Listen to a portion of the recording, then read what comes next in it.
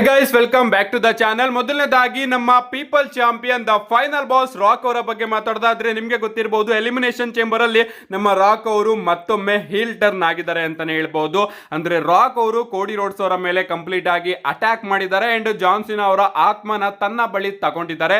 ಈಗ ನಮ್ಮ ಜಾನ್ ಸಿನಾ ಅವರು ರಾಕ್ ಅವರ ಕೈಗೊಂಬೆ ಆಗಿದ್ದಾರೆ ಅಂತಾನೆ ಹೇಳ್ಬಹುದು. ಅಂಡ್ ಎಲಿಮಿನೇಷನ್ ಚೇಂಬರ್ ಮುಗಿದ್ಮೇಲೆ ಒಬ್ಬ ಫ್ಯಾನ್ ಜೊತೆ ನಮ್ಮ ರಾಕ್ ಅವರು ಜಗಳ ಆಡೋದಕ್ಕೆ ಶುರು ಮಾಡ್ಕೊಬಿಡ್ತಾರೆ. ಆ ಒಬ್ಬ ಫ್ಯಾನ್ ರಾಕ್ ಅವರ ಬಗ್ಗೆ ಹಾಗೆ ಜಾನ್ಸನ್ ಅವರ ಬಗ್ಗೆ ಏನೇನು ಮಾತಾಡಿದ್ದ ಅನ್ಸುತ್ತೆ, ಕಿರಿಸ್ಕೊಂಡಿದ್ದ ಅನ್ಸುತ್ತೆ. ಅಂಡ್ ಆಗ ನಮ್ಮ ರಾಕ್ ಅವರು ಆ ಒಬ್ಬ ಫ್ಯಾನ್ ಗೆ ಉತ್ತರನ ಕೊಡ್ತಾ ಇದಾರೆ. ನೀವು ಇಲ್ಲಿ ನೋಡ್ತಾ ಇರಬಹುದು, ಅದು ಇದು ಅಂತ ಮಾತಾಡ್ತಾ ಇದ್ದಾರೆ. ಬಂದ್ರೆ ನಿನ್ ಕತೆನ ಮುಗಿಸ್ಬಿಡ್ತೀನಿ ಅಂತಾನು ಕೂಡ ನಮ್ಮ ರಾಕ್ ಅವರು ಆ ಫ್ಯಾನ್ ಜೊತೆನೆ ಜಗಳಕ್ಕೆ ಹೋಗ್ತಾ ಇದ್ದಾರೆ ಅಂತಾನೆ ಹೇಳ್ಬಹುದು. ಅಫ್ಕೋರ್ಸ್ ಅವರು ಕ್ಯಾರೆಕ್ಟರ್ ಇಲ್ಲಿದ್ದಾರೆ, ಅದಕ್ಕೋಸ್ಕರ ಫ್ಯಾನ್ಸ್ ಗಳ ಜೊತೆ ಈ ರೀತಿ ನಮ್ಮ ರಾಕ್ ಅವರು ಕೂಡ ಇನ್ವಾಲ್ವ್ ಆಗ್ತಾ ಇದ್ದಾರೆ. ನೆಕ್ಸ್ಟ್ ಅಪ್ಡೇಟ್ ಕಡೆ ಬರೋದಾದ್ರೆ ಇದಿರ್ತಕ್ಕಂಥದ್ದು ನಮ್ಮ ರೇ ಫಿನಿಕ್ಸ್ ಅವರ ಬಗ್ಗೆ. ರೀಸೆಂಟ್ ಆಗಿ ಒಂದು ವಿಡಿಯೋದಲ್ಲಿ ನಾನು ನಿಮಗೆ ತಿಳಿಸಿದ್ದೆ, ರೇ ಫಿನಿಕ್ಸ್ ಅವರು ಪೆಂಟಾ ಅವರ ಪಾರ್ಟ್ನರ್ ಆಗಿದ್ರು AEW ಕಂಪನಿಯಲ್ಲಿ. ಬಟ್ ಅವರ ಕಾಂಟ್ರಾಕ್ಟ್ AEW ಕಂಪನಿಯಲ್ಲೇ ಸ್ಟಕ್ ಆಗಿದೆ, ಅದಕ್ಕೋಸ್ಕರ ಅವರು AEW ಕಂಪನಿಯಲ್ಲೇ ಇದ್ದಾರೆ. ಬಟ್ WWE ಅವರು ನಮ್ಮ ರೇ ಫಿನಿಕ್ಸ್ ಅವ್ರಿಗೋಸ್ಕರ ಈಗಾಗಲೇ ಪ್ಲಾನ್ಸ್ ಗಳನ್ನ ರೆಡಿ ಮಾಡ್ಕೋತಾ ಇದ್ದಾರೆ. ಅಂಡ್ AEW ಕಂಪನಿಯಲ್ಲಿ ಅವರ ಕಾಂಟ್ರಾಕ್ಟ್ ಎಕ್ಸ್ಪೈರ್ ಆದ ಕೂಡಲೇ ಅವರು ನಮಗೆ WWE ಅಲ್ಲಿ ನೋಡೋದಕ್ಕೆ ಸಿಗ್ತಾರೆ ಅಂತ ನಾನು ನಿಮಗೆ ತಿಳಿಸಿದ್ದೆ. ಅಂಡ್ ಈಗ ಅವರ ಕಾಂಟ್ರಾಕ್ಟ್ AEW ಕಂಪನಿಯಲ್ಲಿ ಮುಗ್ದಿದೆ ಅಂತಾನೆ ಹೇಳ್ಬಹುದು. ಅಂಡ್ AEW ಕಂಪನಿಯಿಂದನೂ ಕೂಡ ನಮ್ಮ ರೇ ಫಿನಿಕ್ಸ್ ಅವರು ಅಫಿಷಿಯಲ್ ಆಗಿ ರಿಲೀಸ್ ಆಗಿದ್ದಾರೆ. ಅಂಡ್ ಇದ್ರ ಪ್ರಕಾರ ಆದಷ್ಟು ಬೇಗ ನಮ್ಮ ರೇ ಫಿನಿಕ್ಸ್ ಅವರು ನಮಗೆ WWE ಅಲ್ಲಿ ನೋಡೋದಕ್ಕೆ ಸಿಗ್ತಾರೆ. ಯಾವ ರೀತಿ ಪೆಂಟಾ ಅವರು ರಿಟರ್ನ್ ಆದ್ರೋ ಅದೇ ರೀತಿ ನಮ್ಮ ರೇ ಫಿನಿಕ್ಸ್ ಅವರ ರಿಟರ್ನ್ ಕೂಡ ಆದಷ್ಟು ಬೇಗ ನಮಗೆ ನೋಡೋದಕ್ಕೆ ಸಿಗುತ್ತೆ. ನೆಕ್ಸ್ಟ್ ಅಪ್ಡೇಟ್ ಕಡೆ ಬರೋದಾದ್ರೆ ಇದಿರ್ತಕ್ಕಂಥದ್ದು ನಮ್ಮ ಆಟ್ರುತ್ ಅವರ ಬಗ್ಗೆ. ನಿಮಗೆ ಗೊತ್ತಿರಬಹುದು, ನಮ್ಮ ಆಟ್ರುತ್ ಅವರ ಚೈಲ್ಡ್ ಹುಡ್ ಹೀರೋ ಆದಂತಹ ಜಾನ್ ಸಿನಾ ಅವರ ಹೀಲ್ ಟರ್ನ್ ನಮಗೆ ಎಲಿಮಿನೇಷನ್ ಚೇಂಬರ್ ಅಲ್ಲಿ ನೋಡೋದಕ್ಕೆ ಸಿಕ್ಕಿದೆ. ಅಂಡ್ ಅದಕ್ಕೆ ನಮ್ಮ ಆಟ್ರುತ್ ಅವರು ವಿಚಿತ್ರವಾಗಿ ರಿಯಾಕ್ಷನ್ ಕೊಡ್ತಾ ಇದ್ದಾರೆ. ಇಲ್ಲ, ಅದನ್ನ ನಾನು ನಂಬೋದೇ ಇಲ್ಲ, ಅದೆಲ್ಲವೂ ಕೂಡ AI ಜನರೇಟೆಡ್ ಇಮೇಜಸ್ ಗಳು ಅಂತ ನಮ್ಮ ಆಟ್ರುತ್ ಅವರು ರಿಯಾಕ್ಷನ್ ಕೊಟ್ಟಿದ್ರು. ಇನ್ನ ಒಂದು ಪ್ರಶ್ನೆ ಏನಪ್ಪಾ ಅಂದ್ರೆ, ನಮ್ಮ ಆಟ್ರುತ್ ಅವರು ವಯಸ್ಸಲ್ಲಿ ಜಾನ್ ಸಿನಾ ಅವರಿಗಿಂತ ದೊಡ್ಡವರು, ಆದ್ರೂ ಕೂಡ ಅದೆಂಗೆ ನಮ್ಮ ಜಾನ್ ಸಿನಾ ಅವ್ರನ್ನ ಆಟ್ರುತ್ ಅವರು ಚೈಲ್ಡ್ಹುಡ್ ಹೀರೋ ಅಂತ ಅನ್ಕೋತಾರೆ ಅಂತ ನಿಮ್ಮೆಲ್ಲರಿಗೂ ಕೂಡ ದೊಡ್ಡ ಪ್ರಶ್ನೆ ಇರಬಹುದು.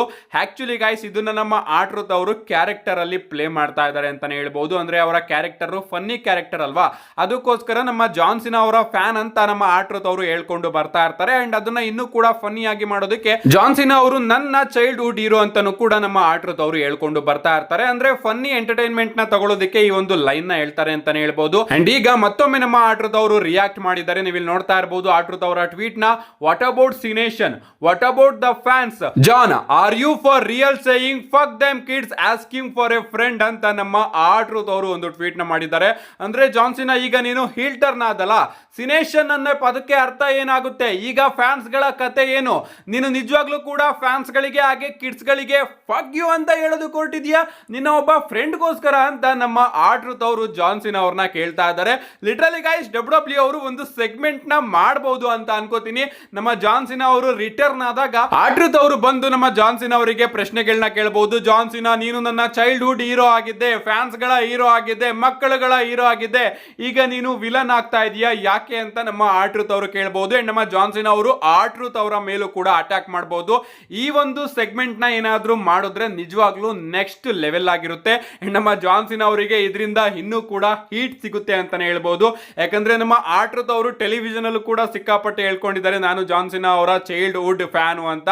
ಸೊ ಸಿಕ್ಕಾಪಟ್ಟೆ ಇಂಟ್ರೆಸ್ಟಿಂಗ್ ಆಗಿರುತ್ತೆ. ಐ ಥಿಂಕ್ WWE ಅವರು ಈ ಒಂದು ಸೆಗ್ಮೆಂಟ್ ನ ತಗೊಂಡು ಬರ್ತಾರೆ ಅಂತ ಅನ್ಕೋತೀನಿ, ನಮ್ಮ ಜಾನ್ ಸಿನಾ ಅವರ ಕ್ಯಾರೆಕ್ಟರ್ ನ ಇನ್ನೂ ಕೂಡ ವಿಲನ್ ಆಗಿ ತೋರಿಸೋದಕ್ಕೆ.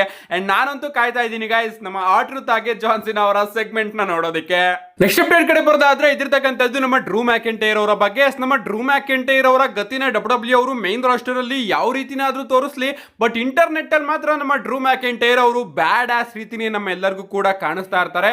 ಯಾಕಂದ್ರೆ ರೀಸೆಂಟ್ ಆಗಿ ನಮ್ಮ ಡ್ರೂ ಮ್ಯಾಕೆಂಟೈರ್ ಅವರು ಅದೇ ರೀತಿ ಒಂದು ಟ್ವೀಟ್ ನ ಮಾಡಿದ್ದಾರೆ ಅಂತಾನೆ ಹೇಳ್ಬಹುದು. ಅವರು ನಮ್ಮ ರಾಕ್ ಅವರ ಒಂದು ಓಲ್ಡ್ ಟ್ವೀಟ್ ನ ರೀಟ್ವೀಟ್ ಮಾಡ್ತಾರೆ. ಓಲ್ಡ್ ಟ್ವೀಟ್ ಏನಪ್ಪಾ ಅಂದ್ರೆ 2011 ಟೈಮ್ ಅಲ್ಲಿ ನಮ್ಮ ರಾಕ್ ಅವರು CM ಪಂಕ್ ಅವರಿಗೆ ಚಾಲೆಂಜ್ ಮಾಡಿರ್ತಾರೆ, ಅದು ಕೂಡ ಎಲಿಮಿನೇಷನ್ ಚೇಂಬರ್ ಅಲ್ಲಿ ಅವರ WWE ಚಾಂಪಿಯನ್ಶಿಪ್ ನ ಗೆಲ್ಲೋದಕ್ಕೆ.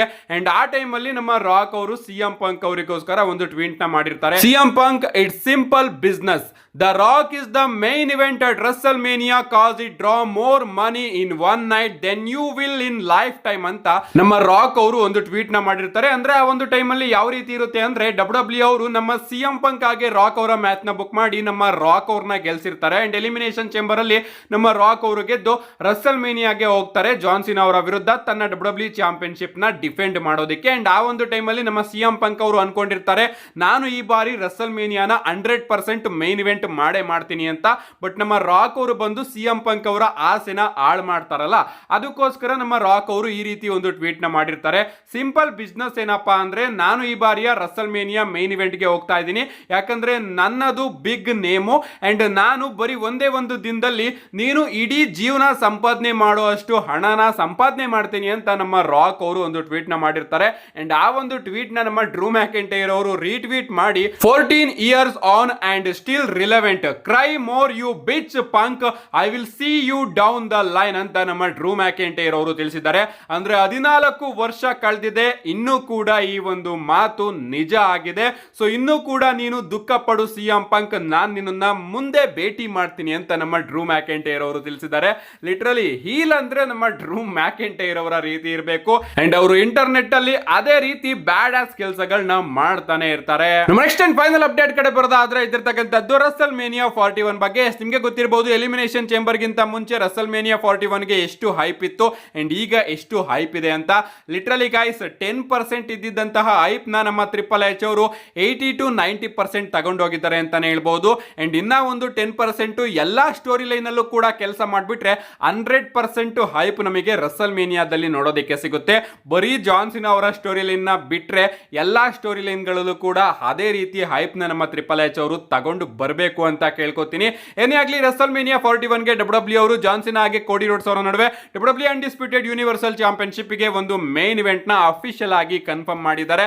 ಅಂಡ್ ಈ ಒಂದು ಮ್ಯಾಚ್ ಅಲ್ಲಿ ನಮ್ಮ ಜಾನ್ ಸಿನಾ ಅವರು 99% ಚಾಂಪಿಯನ್ಶಿಪ್ ನ ಗೆಲ್ಲುವಂತ ಚಾನ್ಸಸ್ ಸಿಕ್ಕಾಪಟ್ಟೆ ಜಾಸ್ತಿ ಕಾಣಿಸ್ತಾ ಇದೆ ಅಂತ ನಾನು ಕಳೆದ ವಿಡಿಯೋದಲ್ಲಿ ತಿಳಿಸಿದ್ದೆ.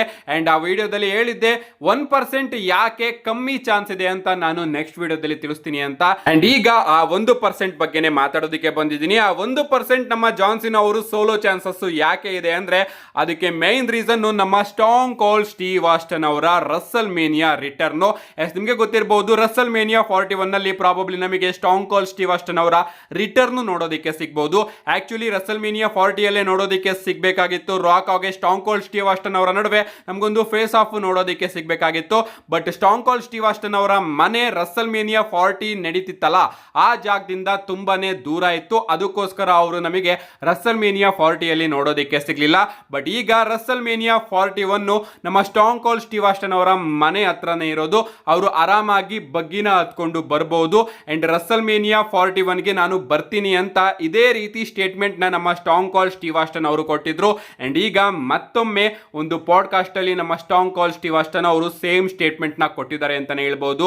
ರಸಲ್ ಮೇನಿಯಾ 40 ದೂರ ಇತ್ತು, ಅದಕ್ಕೋಸ್ಕರ ನಾನು ಹೋಗ್ಲಿಲ್ಲ. ಅಂಡ್ ಈಗ 41 ಲಾಸ್ ವೇಗಾಸ್ ಅಲ್ಲಿ ನೋಡೋದಕ್ಕೆ ಸಿಗ್ತಾ ಇದೆ. ಆರಾಮಾಗಿ ನಾನು ಮನೆಯಿಂದ ಗಾಡಿ ತಾಂಡಿ ಹೊರಟ್ರೆ ಈಸಿಯಾಗಿ ರಸಲ್ ಮೇನಿಯಾ 41 ಗೆ ಹೋಗಿ ತಲುಪಬಹುದು. ಅಂಡ್ ಕೋಡಿ ರೋಡ್ಸ್ ಅವರಿಗೆ ಏನಾದ್ರೂ ಹೆಲ್ಪ್ ಬೇಕು, ಕೋಡಿ ರೋಡ್ಸ್ ಅವರಿಗೆ ಏನಾದ್ರೂ ಇನ್ನ ಒಂದು ಕೈ ಬೇಕು ಅಂದ್ರೆ ನಾನು 100% ಅಲ್ಲಿ ಇದ್ದೇ ಇರ್ತೀನಿ ಅಂತ ನಮ್ಮ ಸ್ಟಾಂಗ್ ಕೋಲ್ಡ್ ಸ್ಟೀವ್ ಆಸ್ಟನ್ ಅವರು ಒಂದು ಪಾಡ್ಕಾಸ್ಟ್ ಅಲ್ಲಿ ತಿಳಿಸಿದ್ದಾರೆ ಅಂತಾನೆ ಹೇಳ್ಬಹುದು. ಅಂಡ್ ಈ ಒಂದು ವಿಚಾರನ ಕೇಳಿದ್ಮೇಲೆ ಗೈಸ್ ನಮಗೆ ಈ ಬಾರಿಯ ರಸಲ್ ಮೇನಿಯಾ 41 ಅಲ್ಲೂ ಕೂಡ ಎಂಡ್ ಗೇಮ್ ರೀತಿ ಸಿನಾರಿಯೋ ನೋಡೋದಕ್ಕೆ ಸಿಗಬಹುದು. ಯಾವ ರೀತಿ ಕಳೆದ ವರ್ಷದ ರಸಲ್ ಮೇನಿಯಾ ಮೈನ್ ಇವೆಂಟ್ ಅಲ್ಲಿ Rock, Roman Reigns, Solo Sikoa, Jimmy Uso, Jey Uso, Undertaker, Seth Freakin Rollins ಇವರೆಲ್ಲರೂ ಕೂಡ ಬಂದ್ರು. ಅದೇ ರೀತಿ ಈ ಬಾರಿಯ ರಸಲ್ ಮೇನಿಯಾದಲ್ಲೂ ಕೂಡ rock, Roman rain, strong Cold Steve Aston ಇನ್ನೂ ಕೆಲವೊಂದಷ್ಟು ಜನರ ಎಂಟ್ರಿ ನೋಡೋದಕ್ಕೆ ಸಿಗಬಹುದು. ಸೊ ಕಳೆದ ವರ್ಷದ ರೀತಿನೇ ಈ ವರ್ಷದ ರಸಲ್ ಮೇನಿಯಾ ಮೈನ್ ಇವೆಂಟ್ ನು ಕೂಡ ಡಬ್ಲ್ಯೂ ಅವರು ಬ್ಯಾಡ್ ಆಸ್ ರೀತಿ ಬುಕ್ ಮಾಡ್ತಾ ಇದೆ ಅಂತಾನೆ ಹೇಳ್ಬಹುದು. ಅಂಡ್ ನಮ್ಮ ಸ್ಟಾಂಗ್ ಕೋಲ್ಡ್ ಸ್ಟೀವ್ ಆಸ್ಟನ್ ಅವರು ಕೂಡ ಕ್ಲಿಯರೆನ್ಸ್ ನ ಕೊಟ್ಟಿದ್ದಾರೆ.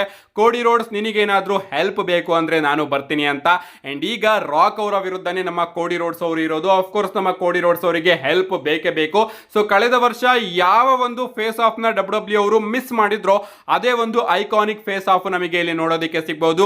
ಈ ವರ್ಷ ನಮ್ಮ ರಾಕ್ ಅವರು ಕೋಡಿ ರೋಡ್ಸ್ ಅವ್ರನ್ನ ಸೋಲ್ಸೋದಕ್ಕೆ, ಜಾನ್ ಸಿನಾ ಅವ್ರನ್ನ ಗೆಲ್ಸೋದಕ್ಕೆ ಹೆಲ್ಪ್ ಮಾಡಬೇಕಾದ್ರೆ ನಮಗೆ ಸ್ಟಾಂಗ್ ಕೋಲ್ಡ್ ಸ್ಟೀವ್ ಆಸ್ಟನ್ ಅವರ ರಿಟರ್ನ್ ನೋಡೋದಕ್ಕೆ ಸಿಗಬಹುದು. And Stone Cold Steve Austin ಹಾಗೆ ರಾಕ್ ಅವರ ಐಕಾನಿಕ್ ಫೇಸ್ ಆಫ್ ನಮಗೆ ಈ ವರ್ಷದ ರಸಲ್ ಮೇನಿಯಾದಲ್ಲಿ ನೋಡೋದಕ್ಕೆ ಸಿಗಬಹುದು.